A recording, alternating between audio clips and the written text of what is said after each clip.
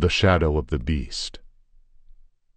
As long as evil stars arise, or moonlight fires the east, may God in heaven preserve us from the shadow of the beast.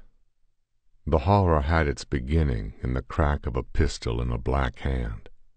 A white man dropped with a bullet in his chest, and the Negro who had fired the shot turned and fled after a single hideous threat hurled at the pale-faced girl who stood horror-struck close by.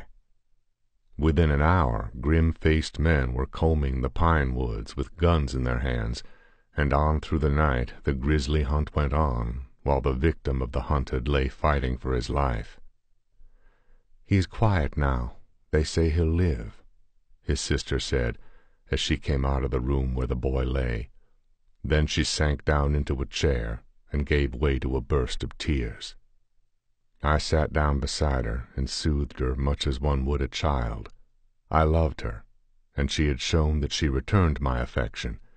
It was my love for her that had drawn me from my Texas ranch to the lumber camps in the shadow of the pine woods, where her brother looked after the interests of his company. "Give me the details of all this," I said. "I haven't been able to get a coherent account of it. You know I arrived after Harry had been shot." "There isn't much to tell," she answered listlessly. "This Negro's name is Joe Cagle, and he's bad, in every sense of the word. Twice I've seen him peering in my window, and this morning he sprang out from behind a pile of lumber and caught me by the arm. I screamed, and Harry rushed up and struck him with a club.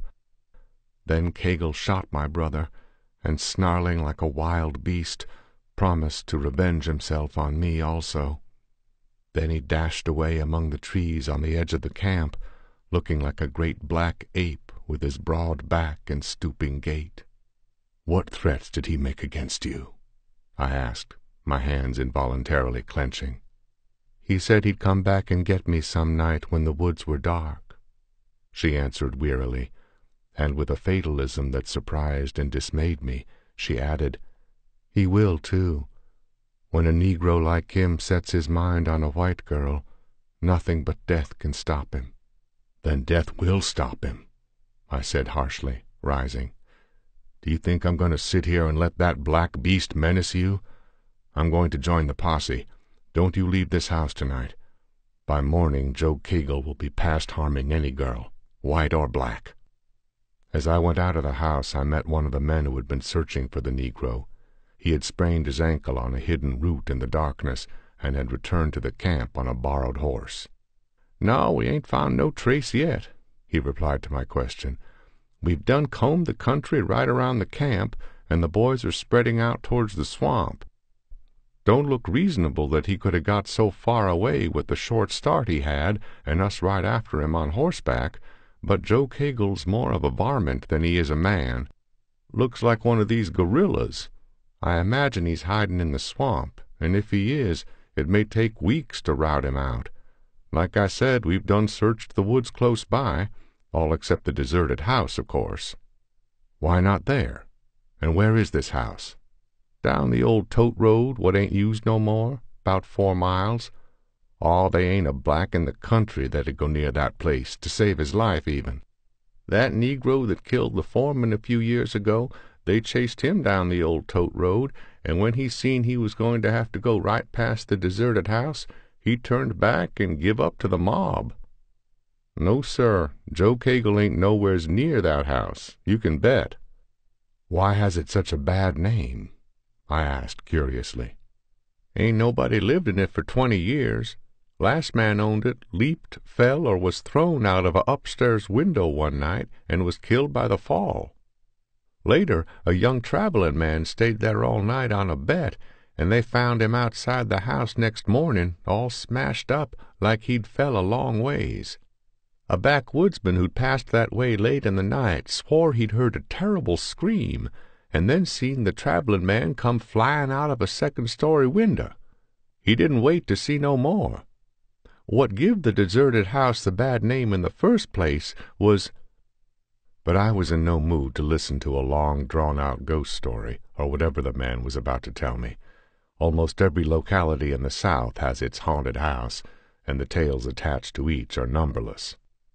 I interrupted him to ask where I would be likely to find the part of the posse which had penetrated most deeply into the pine woods, and having gotten instructions, I mounted the horse he had ridden back and rode away, first getting his promise that he would keep watch over the girl, Joan, until I had returned.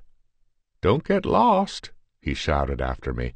"Them piney woods is risky business for a stranger. Watch for the light of the posse's torches through the trees." A brisk canter brought me to the verge of a road which led into the woods in the direction I wished to go, and there I halted. Another road, one which was little more than a dimly defined path, led away at right angles. This was the old tote road which went past the deserted house. I hesitated. I had none of the confidence that the others had shown that Joe Cagle would shun the place. The more I thought of it, the more I felt it likely that the Negro would take refuge there. From all accounts he was an unusual man, a complete savage, so bestial, so low in the scale of intelligence that even the superstitions of his race left him untouched. Why then should not his animal craft bid him hide in the last place his pursuers would think of looking, while that same animal-like nature caused him to scorn the fears possessed by the more imaginative of his race? My decision reached, I reined my steed about, and started down the old road. There is no darkness in the world so utterly devoid of light as the blackness of the pine woods. The silent trees rose like basaltic walls about me, shutting out the stars. Except for the occasional eerie sigh of the wind through the branches, or the far-away, haunting cry of an owl, the silence was as absolute as the darkness. The stillness bore heavily upon me. I seemed to sense, in the blackness about me, the spirit of the unconquerable swamplands, the primitive foe of man, whose abysmal savagery still defies his vaunted civilization. In such surroundings, anything seems possible. I did not then wonder at the dark tales of black magic and voodoo rites attributed to these horrid depths, nor would I have been surprised to hear the throb of the tom-tom, or to see a fire leap up in the dark, where naked figures danced about a cannibalistic feast. I shrugged my shoulders to rid myself of such thoughts. If voodoo worshippers secretly held their fearsome rites in these woods, there were none tonight with the vengeful white men combing the country. As my mount, bred in the pine country and sure-footed as a cat in the darkness, picked his way without my aid, I strained my senses to catch any sound such as a man might make. But not one stealthy footfall reached me, not a single rustle of the scanty underbrush. Joe Cagle was armed and desperate. He might be waiting in ambush, might spring on me at any moment, but I felt no especial fear. In that veiling darkness he could see no better than I, and I would have as good a chance as he in a blind exchange of shots. And if it came to a hand-to-hand conflict, I felt that I, with my 205 pounds of bone and sinew, was a match for even the ape-like Negro. Surely I must be close to the deserted house by now. I had no idea of knowing the exact time, but far away in the east a faint glow began to be apparent through the masking blackness of the pines. The moon was rising, and on that instant, from somewhere in front of me, rattled a sudden volley of shots. Then silence fell again, like a heavy fog. I had halted short, and now I hesitated. To me it had sounded as if all the reports had come from the same gun, and there had been no answering shots. What had happened out there in the grim darkness?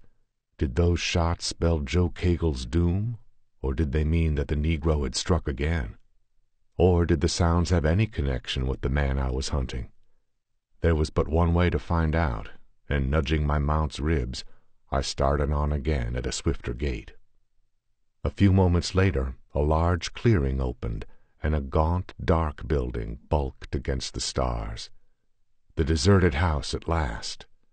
The moon glimmered evilly through the trees, etching out black shadows and throwing an elusive witch-light over the country. I saw, in this vague light, that the house had once been a mansion of the old colonial type. Sitting in my saddle for an instant before I dismounted, A vision of lost glory passed before my mind, a vision of broad plantations, singing Negroes, aristocratic Southern colonels, balls, dances, gallantry. All gone now, blotted out by the Civil War. The pine trees grew where the plantation fields had flourished. The gallants and the ladies were long dead and forgotten. The mansion crumbled into decay and ruin. And now what grim threat lurked in those dark and dusty rooms where the mice warred with the owls? I swung from my saddle, and as I did, my horse snorted suddenly and reared back violently upon his haunches, tearing the reins from my hand. I snatched for them again, but he wheeled and galloped away, vanishing like a goblin's shadow in the gloom. I stood struck speechless, listening to the receding thunder of his hoofs, and I will admit that a cold finger traced its way down my spine.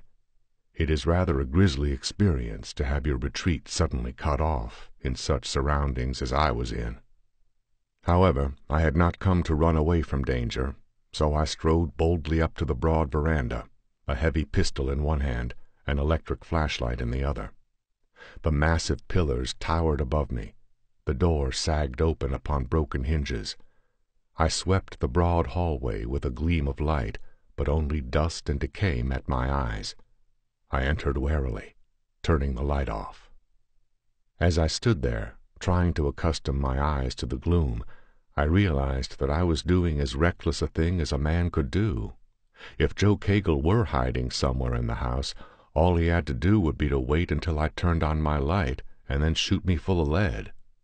But I thought again of his threats against the weak and helpless girl I loved, and my determination was steeled.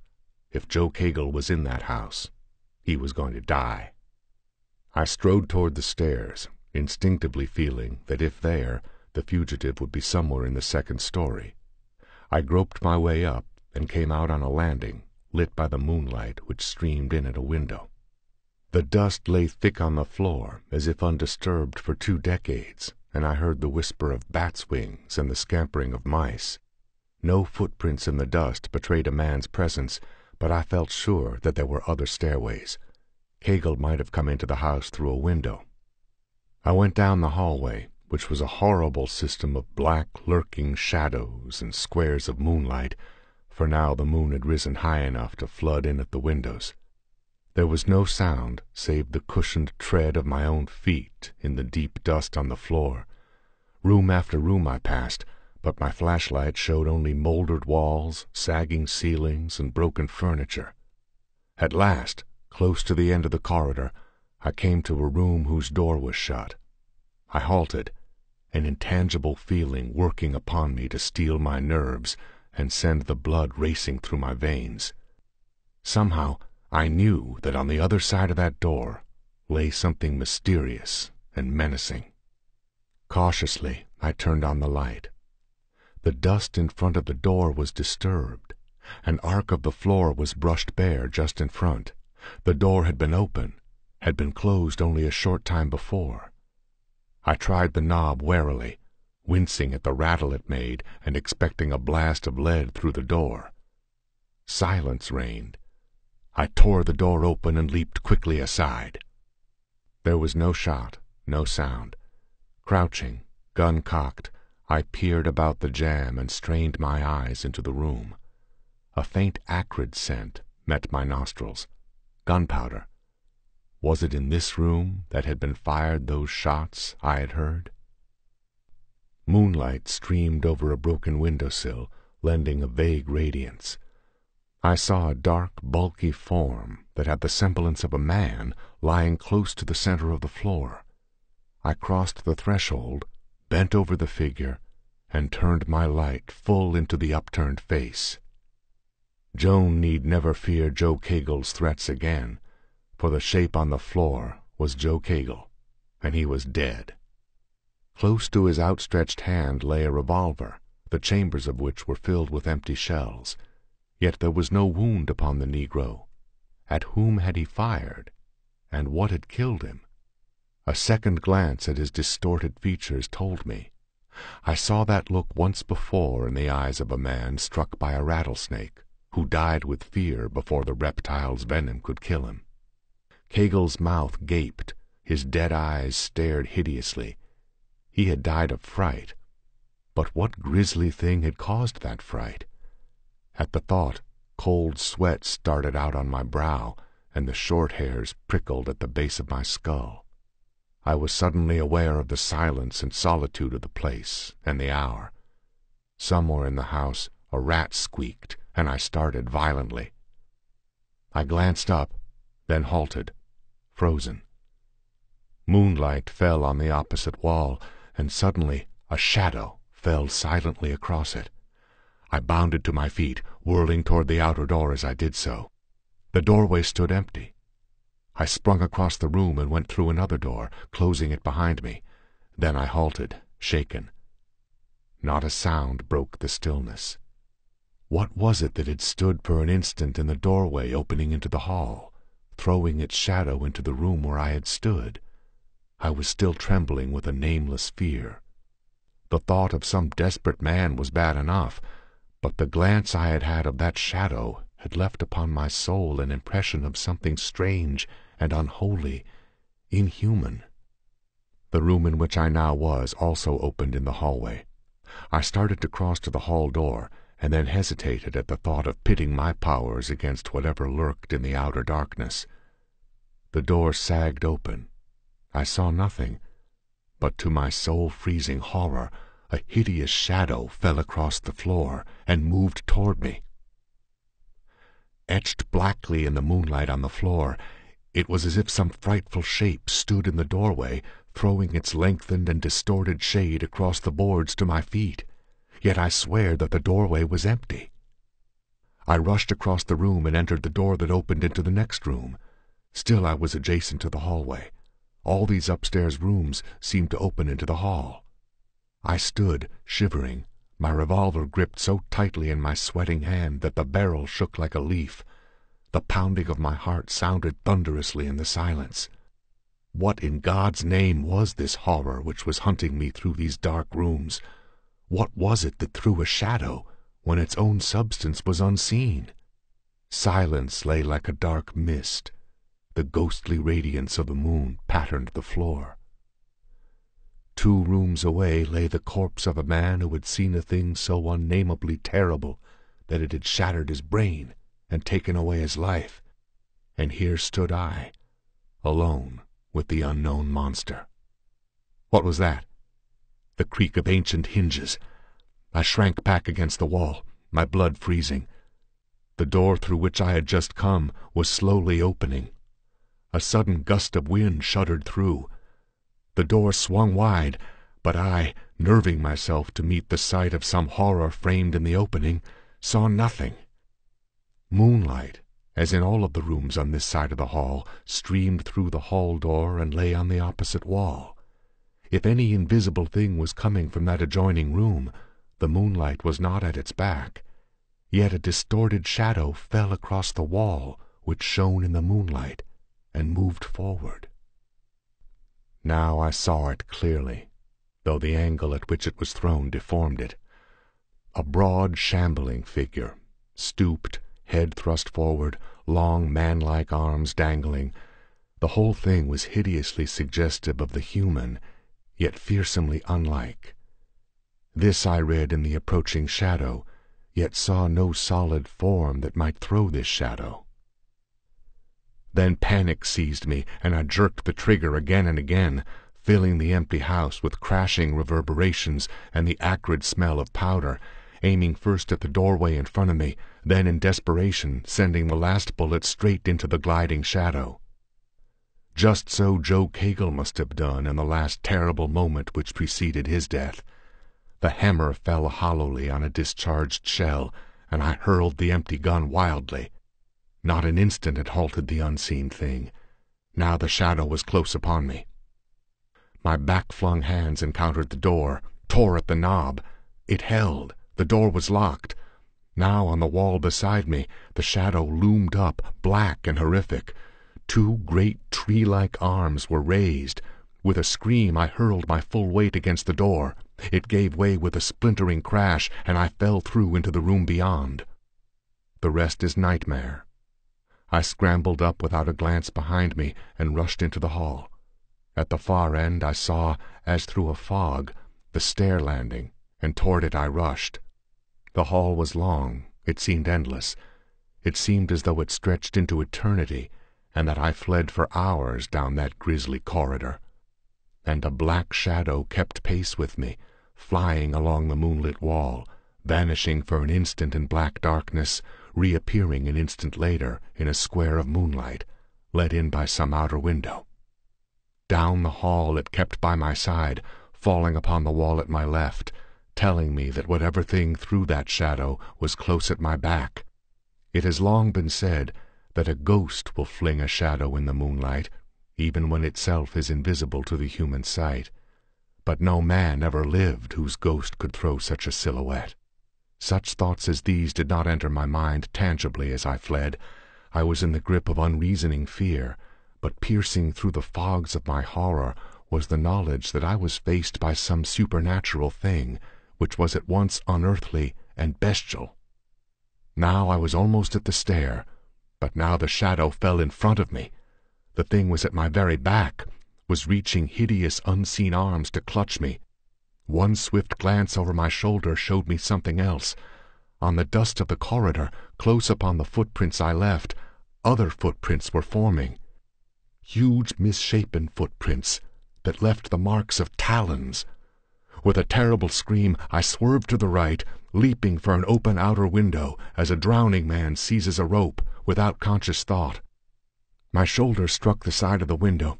I felt empty air under my feet, caught one whirling, chaotic glimpse of the moon, sky, and the dark pine trees as the earth rushed up to meet me. Then black oblivion crashed about me. My first sensation of returning consciousness was of soft hands lifting my head and caressing my face. I lay still, my eyes closed, trying to orient myself. I could not remember where I was or what had happened. Then with a rush it all came back to me. My eyes flared open, and I struggled wildly to rise. "Steve, oh Steve, are you hurt?" Surely I was insane, for it was the voice of Joan. No! My head was cradled in her lap. Her large, dark eyes, bright with tears, gazed down into mine. "Joan, in God's name, what are you doing here?" I sat up, drawing her into my arms. My head throbbed nauseatingly. I was sore and bruised. Above us rose the stark, grim wall of the deserted house, and I could see the window from which I had fallen. I must have lain senseless for a long time, for now the moon lay red as blood close to the western horizon, glimmering in a scarlet wallow through the tops of the pines. "The horse you rode away came back riderless. I couldn't stand to sit and wait, so I slipped out of the house and came here. They told me you'd gone to find the posse, but the horse came back the old tote road. There wasn't anyone to send, so I slipped away and came myself." "Joan." The sight of her forlorn figure and the thought of her courage and love took hold of my heart, and I kissed her without speaking. "Steve," her voice came low and frightened, "what happened to you? When I rode up, you lay here unconscious, just like those other 2 men who fell from those windows, only they were killed." "And only pure chance saved me, despite my powerful frame and heavy bones," I answered. "Once out of 100 times a fall like that fails to injure a man. Joan, what happened in that house 20 years ago to throw a curse upon it?" She shivered. "I don't know. The people who owned it before the war had to sell it afterwards. The tenants let it fall into disrepair, of course. A strange thing happened there just before the death of the last tenant. A huge gorilla escaped from a circus which was passing through the country and took refuge in the house. He fought so terribly when they tried to recapture him that they had to kill him. That was over 20 years ago. Shortly after that, the owner of the house fell from an upstairs window and was killed. Everyone supposed he committed suicide or was walking in his sleep, but—" "No," I broke in with a shudder. He was being hunted through those horrible rooms by a thing so terrible that death itself was an escape. And that traveling man, I know what killed him. And Joe Cagle." "Joe Cagle?" She started violently. "Where?" "Don't worry, child," I soothed. "He's past harming you. Don't ask me any more. No, I didn't kill him. His death was more horrible than any I could have dealt. There are worlds and shadows of worlds beyond our ken, and bestial earth-bound spirits lurk in the dark shadows of our world, it may be. Come, let us go." She had brought 2 horses with her, and had tethered them a short distance from the house. I made her mount, and then, despite her protests and pleas, I returned to the house. I went only as far as a first-story window, and I stayed only a few moments. Then I also mounted, and together we rode slowly down the old tote road. The stars were paling, and the east was beginning to whiten with the coming morn. "You have not told me what haunts that house," said Joan in an awed voice. "But I know it's something frightful. What are we to do?" For answer, I turned in my saddle and pointed. We had rounded a bend in the old road, and could just glimpse the old house through the trees. As we looked, a red lance of flame leaped up, smoke billowed to the morning sky, and a few minutes later a deep roar came to us, as the whole building began to fall into the insatiate flames I had started before we left. The ancients have always maintained that fire is the final destroyer, and I knew as I watched that the ghost of the dead gorilla was lain, and the shadow of the beast forever lifted from the pine lands.